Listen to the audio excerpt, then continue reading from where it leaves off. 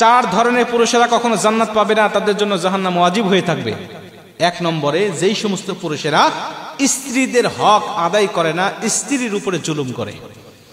ওই স্ত্রী যদি তাকে ক্ষমা না করে, আল্লাহ পাক বলেন আমি আল্লাহ তাকে ক্ষমা করি না, কিয়ামতের মাঠে আমি আল্লাহ পাক তাকে জান্নাত দিব না, তাকে ঠেকিয়ে রাখবো। ওই স্ত্রী ক্ষমা করবে না যতক্ষণ তাকে জান্নাতে ঢুকানো হবে না ততক্ষণ। বুকে হাত দিয়ে বলেন তো দেখি, কয়জন স্বামী বলতে পারবেন যে আমার স্ত্রী আমাকে ক্ষমা করবে, আমি তার উপরে জুলুম করি নাই, আমি জালিম নয়, আমি তার উপরে তার হকগুলো সঠিকভাবে আমি আদায় করি। আজকে 22টা বছর, 18টা বছর, 20টা বছর একটা মেয়ে বাবার সংসারে থাকে, যে বাবা এতটা প্রিয় তার ছিল। প্রত্যেকটা বাবার কাছে এক একটা মেয়ে মানে হলো রাজকন্যা। মেয়ে হোক কালো, কিন্তু একটা বাবার কাছে মেয়ে হলো রাজকন্যা। কথা বলেন ঠিক কিনা? এই রাজকন্যার মতো মেয়েকে লালিত পালিত করে 18টা বছর লালন পালন করে একটা পরে ছেলের হাতে তুলে দিয়েছে। মেয়েটাও মা বাবাকে পর করে অন্য একটা ছেলেকে আপন করে জীবনের একমাত্র সম্বল মনে করে তার বাসায় চলে এসেছে। এমনও মেয়ে আছে বাবার সংসারে থাকতে ভালো করে রান্না করতে জানতো না, নিজের হাতে খাইতো না, মা খাওয়াই দিত। এমনও মেয়ে হাজার হাজার আমাদের সমাজে আছে, নিজে খাইতো না, মা খাওয়ায় দেয়। ওই মেয়ে এখন স্বামীর সংসারে গিয়ে নিজে রান্না করে, নিজে খায়, শ্বশুর শাশুড়িকে খাওয়ায়, স্বামীকে খাওয়ায়, সন্তানদেরকে খাওয়ায়।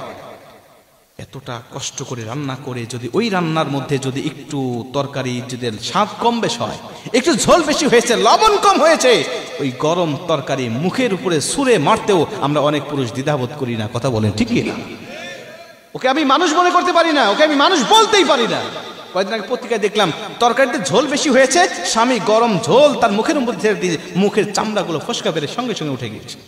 একটা মেয়ের শ্বশুর খারাপ হলে, শাশুড়ি খারাপ হলে কোনো আপত্তি নাই, অন্তর রাত্রিবেলায় স্বামীর বুকের উপরে মাথা দিয়ে একটু আরামের ঘুম, প্রশান্তির ঘুম দিতে পারে। কিন্তু স্বামী যদি খারাপ হয়, ওই মেয়ের মতো দুঃখী মহিলা আসমানের নিচে জমিনের উপরে আর কেউ হতে পারে না। কথা বলেন ঠিক কিনা?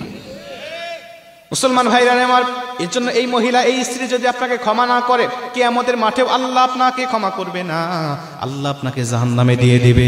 মুসলমান 2 নম্বরে, ওই পুরুষদেরকে আল্লাহ পাক কখনোই ক্ষমা করবে না যেই পুরুষ মা বাবাকে ভাত দেয় না, মা বাবার হকগুলো আদায় করে না।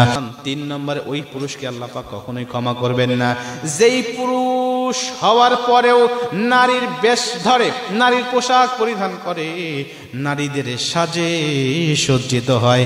এমন পুরুষ আমাদের সমাজে আছে না নাই? কানে দুল পরবে মহিলারা না পুরুষেরা? কি কানে দুল কারা পরবে? অনেক পুরুষের কানেও দুল দেখা যায়। কথা বলেন ঠিক কিনা? হাতে চুড়ি পরবে মহিলারা, কিন্তু অনেক পুরুষের হাতে চুড়ি দেখা যায় কি যায় না? যায়। আপনাদের বগুড়ায় আছে?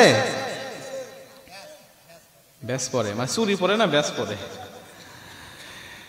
মুসলমান ভাইরা আমার শুনে নেন, আবার যদি কোনো মহিলা পুরুষের সাথে সজ্জিত হয়, আল্লাহ পাক তাদেরকেও জাহান্নামে দিবেন। শুধু জাহান্নামে নয়, আল্লাহ পাক নিজে লানত করেন তাদের উপরে, ফেরেশতারা লানত করেন তাদের উপরে। যারা পুরুষ হয়ে মেয়ের পোশাক পরিধান করে মেয়ের সাথে সজ্জিত হয়, অথবা যারা মেয়ে হয়ে পুরুষের সাথে সজ্জিত হয়, আমার আল্লাহ তাদেরকে কিয়ামতের মাঠে জাহান্নামে নিক্ষেপ করবে। জোরে করে নাউজুবিল্লাহ।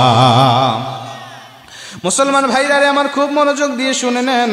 4 নম্বরে, ওই সমস্ত পুরুষদেরকে আল্লাহ পাক কিয়ামতের মাঠে জাহান্নামের মধ্যে ঢুকাবেন, তাদের জন্য কোনো ক্ষমা হবে না।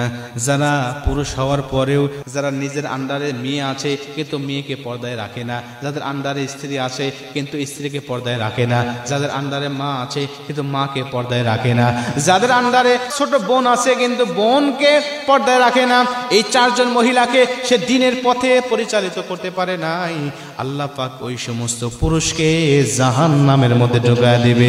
জোরে করে নাউজুবিল্লাহ। এই জন্য দায়ী হওয়া যাবে না।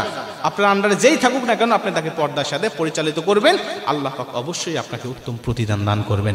জোরে করে সুবহানাল্লাহ।